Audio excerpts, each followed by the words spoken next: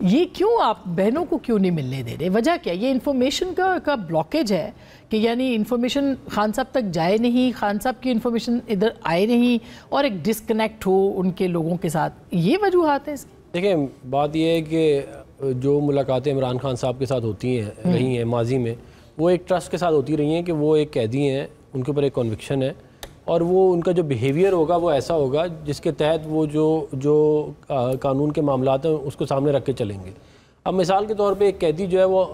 International journals میں article نہیں لکھ سکتا، بالخصوص پاکستان کے خلاف، جب آپ پاکستان کی جیل میں بیٹھے ہوئے،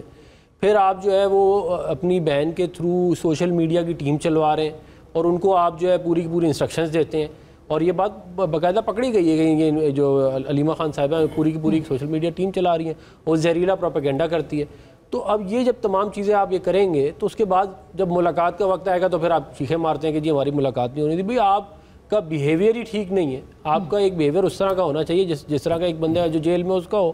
آپ یہ سمجھ رہے ہیں کہ آپ ایکس پہ پوسٹیں بھی لگائیں گے، آپ آرٹیکل بھی لکھیں گے، آپ ملک میں انتشار بھی پھیلائیں گے، مگر جب آپ کی باری آئے تو آپ کو سارا کچھ ٹھیک ملنا چاہیے، ایسے تو نہیں ہو سکتا۔ مگر انہوں نے کچھ اعتماد سازی تو کی ہے، یہ ایک طویل عرصے کے بعد کل ایکس پوسٹ آئی ہے، اس کے اندر انہوں نے کوئی کسی کے خلاف اس طرح کی بات، یعنی وہ تو نہیں کرتے جو بھی لکھتا ہے اس نے نہیں لکھی ہے، پھر اسی طرح سے فارن افیئرز کمیٹی انہوں نے معطل کی ہے، پھر اب ان کی بہن نے آج کہا ہے علیمہ خان صاحبہ نے کہ 2 سال کی خاموشی یا خاموشی کی بات ہے، خود ان کے اپنے ٹویٹر کے اندر یہ ٹویٹ میں لکھا ہے۔ کیوں حکومت چاہتی ہے کہ وہ خاموش ہو جائے، اور کون سی سیاسی جماعت ہے؟ ٹھیک ہے میاں صاحب ایک زمانے میں خاموش ہو گئے تھے، وہ ذاتی ملاقاتوں میں بھی کوئی سیاسی بات نہیں کرتے تھے، عمران خان صاحب تو ایسے نہیں کر سکتے۔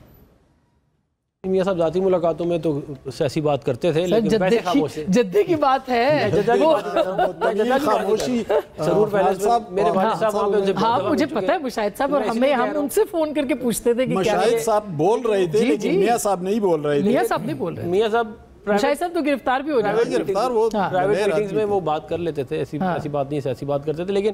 میں یہ کہہ رہا ہوں کہ دیکھیں بات یہ ہے کہ یہ ان کو آفر کس نے کی ہے 2 سال کی خاموشی کی، سوال تو یہ ہے نا،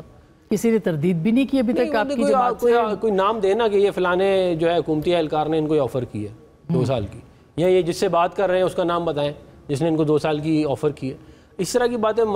بار بار یہ آتی رہتی ہیں کہ جی یہ یوں باہر، یعنی آپ کہہ رہے کوئی آفر نہیں کی ہے۔ تو علیمہ خان صاحبہ نے آج بھی کہا ہے کہ کہتی رہے، اس سے فرق نہیں پڑتا نا، یا تو وہ کہیں کہ جی یہ بندہ ہے، یہ اس کا نام ہے جس نے ہمیں آفر کی ہے، تو پھر میں اس کا جواب دوں۔ اب میں اس طرح تو ظاہر ہوا میں بات ہے، اس کا میں کیا جواب دوں کہ جی کی ہے کہ نہیں؟ کوئی خاموشی آپ نہیں چاہتے کہ وہ خاموش ہو جائے؟ خاموش ہے ہی نہیں، وہ تو پوری بات کر رہے ہیں، وہ کہاں خاموش ہے؟ مجھے بتا دیں خاموش تو دیکھیں نا، کیوں ہو خاموش؟ مطلب میرا سوال یہ ہے کہ سیاسی جماعت، حق ہے ان کا، میں تو یہ کہہ ہی نہیں رہا کہ وہ خاموش ہو، میں تو قیدی سے اس کے حقوق تو نہیں لیے جا، میں یہ کہہ رہا ہوں کہ اگر ان کو کسی نے یہ بات کی ہے تو ان کو پھر اس کا نام بھی بتانا چاہیے۔ اور بات یہ ہے کہ میں میری گزارش میری ایک اور بات سن لیں، دیکھیں بات یہ ہے کہ ایک طرف آپ یہ بار بار کہتے ہیں کہ جی ملک کے اندر آئین اور قانون کی عملداری ہونی چاہیے اور ملک کو آئین اور قانون کے مطابق چلنا چاہیے، اور یہ اس طرح ہو، یہ اس طرح ہو، جو بھی ہو، تو پھر آپ یہ بار بار کیوں کہتے ہیں کہ ہم نے اسٹیبلشمنٹ سے بات کرنی ہے؟ آئین میں تو اس بات کی کوئی اجازت نہیں ہے۔ تو انہوں نے کہا آئین اور قانون کے مطابق، تو آئین اور قانون کے مطابق تو پھر یہ معاملات نہیں ہو سکتے نا۔ بات یہ ہے کہ پاور گریب ہو سکتا ہے لیکن آئین اور قانون کے مطابق یہ معاملات نہیں ہو سکتے، اور یہ خرابی آئی بھی انہی کی وجہ سے ہے۔